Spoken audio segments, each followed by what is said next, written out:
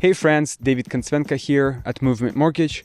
If you're considering buying a house right now, maybe a first-time home buyer or a person thinking about relocating somewhere, consider the following data in your decision making, before you buy a house, just to see what's going on in the real estate market. Within the real estate market, you have to analyze the two main factors: supply and demand. And of course, there are sub factors within each section. So the first thing is mortgage interest rates. As you probably know, interest rates went up quite a bit since the beginning of this year, and right now they actually peaked around between June and July. And since the peak, they actually came down quite a bit. At the peak of the market, we've seen interest rates to be around 6.25%, and right now they're floating between, I would say, 5.25% to like 5.5%. Just depends on different programs and a lot of different factors. Overall, the interest rates right now are under 5.5%. So that's a big difference.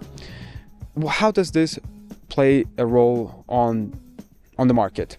So the higher the interest rates, the lower the demand, because not a lot of people are able to afford a house with a higher monthly payment. So the lower the interest rate, the more buyers are jumping into the market. So mortgages, if they continue to go down, this will help the demand to continue to go up, meaning that the housing prices will continue to stay elevated.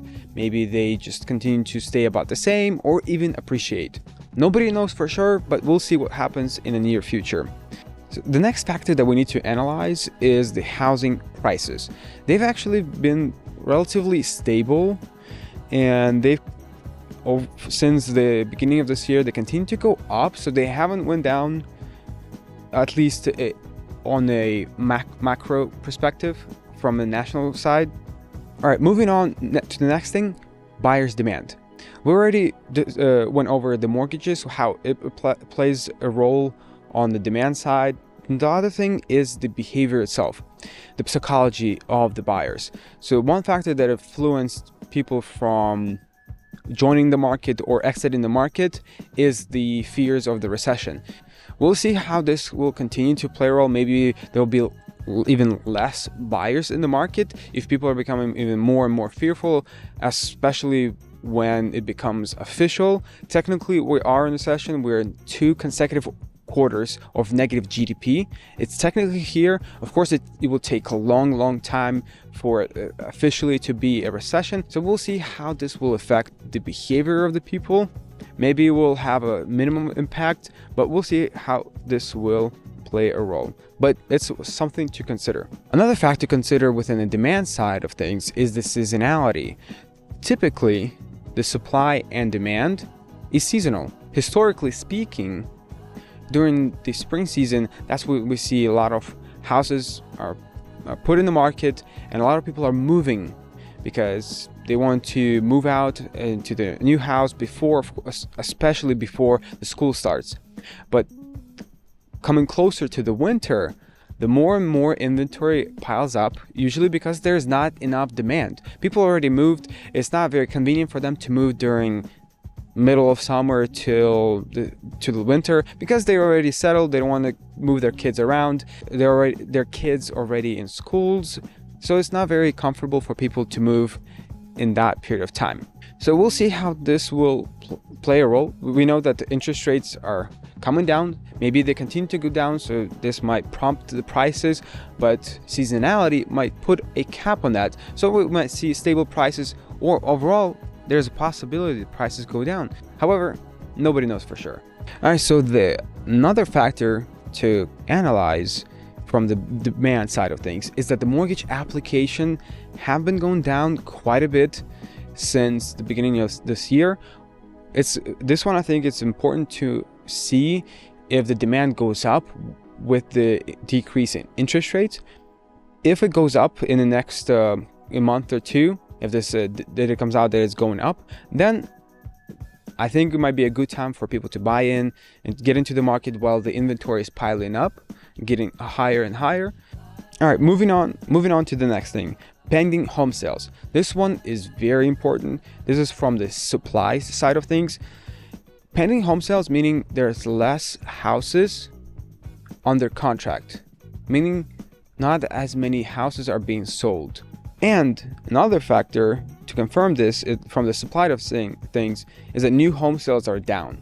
So one thing, people are not buying as much because the demand is going down. So houses don't go under contract as fast. Inventory are starting to pile up. Of course, we are in a record low inventory. We're coming in from a supply of like 2 months, 2 to 3 months. Right now it's just going up slightly. So we're still not in the equilibrium or in a normal market from the side of inventory. Next important factor to analyze is builder confidence. And right now, builders are not very confident in what's going on in the market. They're not confident in building as many houses. And this will have a big role in the future supply of houses, not current supply of houses. So the important thing to analyze right now, if it's a good time to buy now, today, or in the next three months, is the demand. However, if you're thinking about more of a long term, if it's a good time to buy, if there's going to be less inventory, that means the houses that are already on the market will rise in price, because the demand will probably continue to go up overall in the long term when people's wages catch up to the inflation, when people can decide to finally join the market again. The supply will not be there, meaning prices will probably continue to go up in the long term, maybe a couple years from now.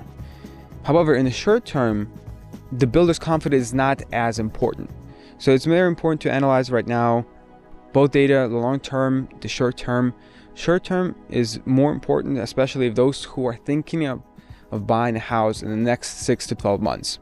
So the data that we just went over together is from a macro perspective. This is not an advice for you to join the market. You make your own decision based on what we went over today, based on what's going on in your local area, because in some markets we can continue to see high appreciation. Some markets will just see moderation in prices, and some areas will see a decline. And more analysts or economists are predicting that some areas, like super hot markets like Miami, might see potentially a decline, even though they had the highest appreciation. So if you look at it over 2-year period, the decline is going to be basically nothing compared to the previous appreciations.